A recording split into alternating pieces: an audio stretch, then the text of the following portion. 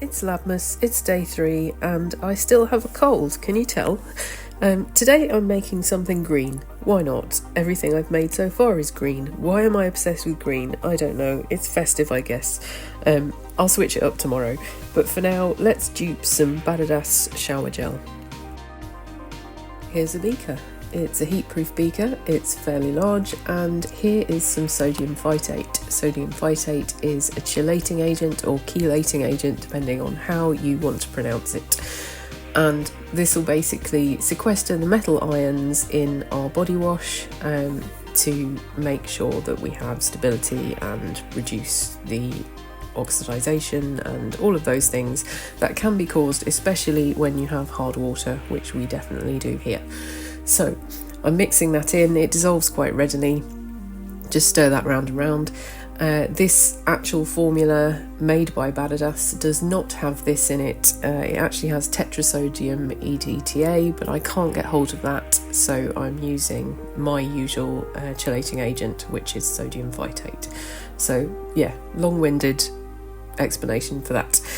Now I'm going to add another ingredient. What am I adding now? Glycerin. We're adding glycerin. This is our humectant. This will be nice in the body wash, and I usually add this to body wash, and there's more of an explanation on the PDF, which you'll find on Patreon as usual. The cold is getting to me today, can you tell? So this is the glycerin. Add this in, and then we can move on to our next ingredient, which is... what is it? Why am I not showing it? We're mixing around the glycerin, apparently. Mix that around, get that all nicely incorporated, and then we'll add our next ingredient. This is the next one. This is polyquaternium 7. This is a cationic polymer, and it helps to condition the skin. So we're going to add some of that in because that will be really nice in body wash. The thing I recommend when making this is don't weigh out all your ingredients separately like I've done here. I've done it for the video because it's much easier to make videos if I've weighed everything out like beforehand, but it makes life hard because you're not getting accurate measures into the product, because it's really hard to get really viscous things like this out of beakers, hence why you saw me just mix it with a little bit of the water then. So if you can be precise, then it's better to measure directly into the beaker. Just my advice. So yeah, I only do this because of videos. So mix that around, it will incorporate all nicely after a little bit.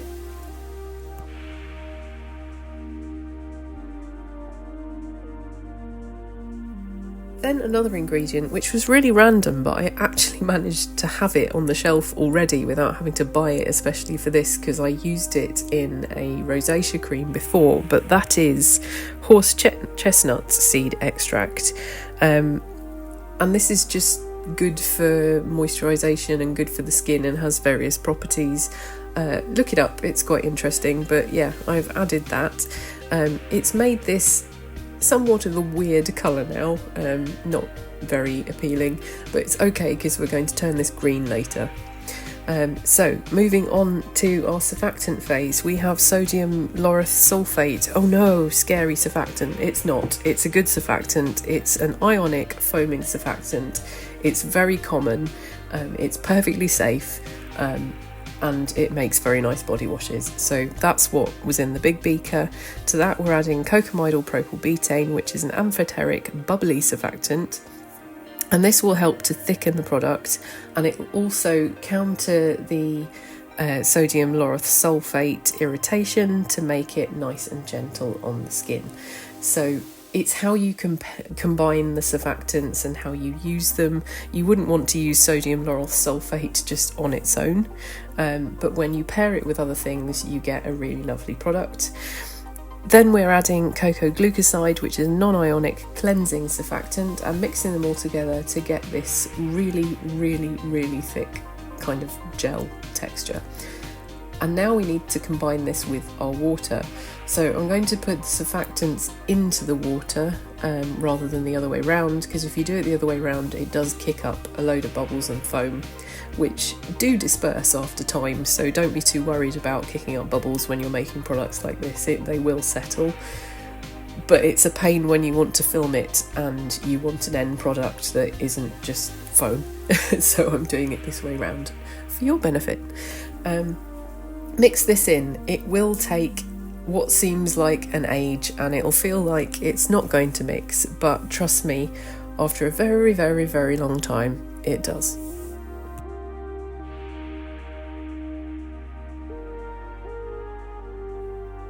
And finally, we're here for phase C, for which I need my phase C ingredients. We won't call it cool down because nothing was heated up, so that would make no sense. So we're adding a preservative. I'm using Salagard PCG. This isn't what is in the original formula, but it is a very reliable, broad spectrum, water-soluble preservative that's really good with surfactants, and I just find it really reliable, and it's just brilliant if you're a beginner as well, so I recommend that. Then we are adding some colour. I've got these liquid water-soluble dyes from Aromantic. I'm using yellow and blue. The CI numbers on the actual ingredients list imply that it's orange and blue, but I didn't have orange and I wasn't going to buy a bottle just for this video, so we're using yellow and blue, and as you can see in a sec, it makes quite a pleasant green, so I'm happy with that. I'm going to stick with that. You could use something else. You could make it a bit sparkly with some mica. You could add a little bit of pearlizer if you wanted, maybe. But as far as I remember Badedas looking, this is fairly similar, perhaps a bit lighter. And now the trembly, scary moment when you add the fragrance and you're like, is this going to make this like water? Is it going to thicken it? What's it going to do to it? And anticlimax. There we go. It's just hasn't really changed. So this is quite liquid at the moment, and obviously we want this to be thicker. So for stage 1 of thickening this up, we're not going to go straight to salt. We're going to go to citric acid because the pH of this is quite high. So first of all, we need to lower this, and we need to sort of get it to around a 7-ish, because apparently that's what the actual product is, so it's kind of a neutral pH, and it's very high at the moment, so I'm going to get some citric acid and lower the pH, and that should hopefully thicken this up enough that we don't need to add much salt.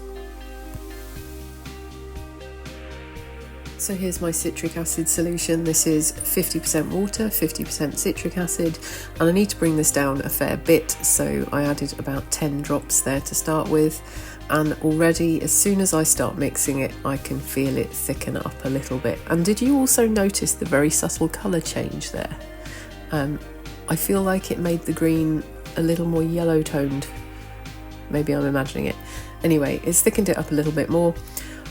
It needs to come down just a smidge more than this because the pH was still a little bit too high. So I'll do that and then we'll come back and see how thick it is after that.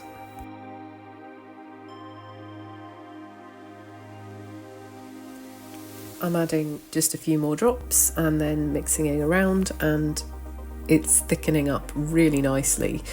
It's almost there just with the citric acid, but we'll just take the pH now just to check that it's at the right place, and if it is, we'll continue our thickening journey with some salt.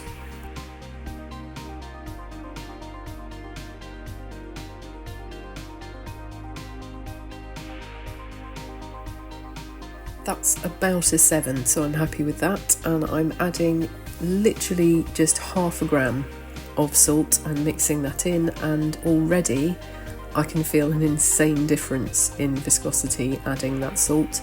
Keep mixing it in because it will change over the course of a minute or so. You've got to give it a little bit of time to work, but this is lovely. I'm not going to add any more. I don't want to risk it going the other way, so we'll stick with this, and we're good to bottle up.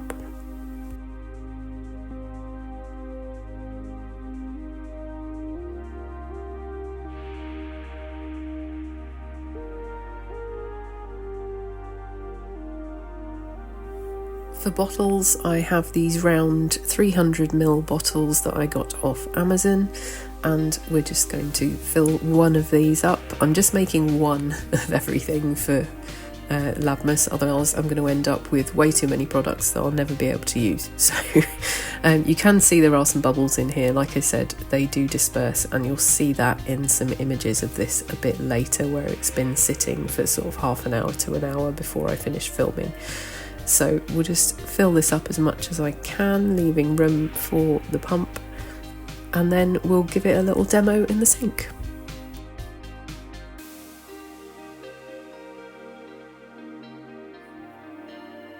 You may now admire it in all its upside down glory.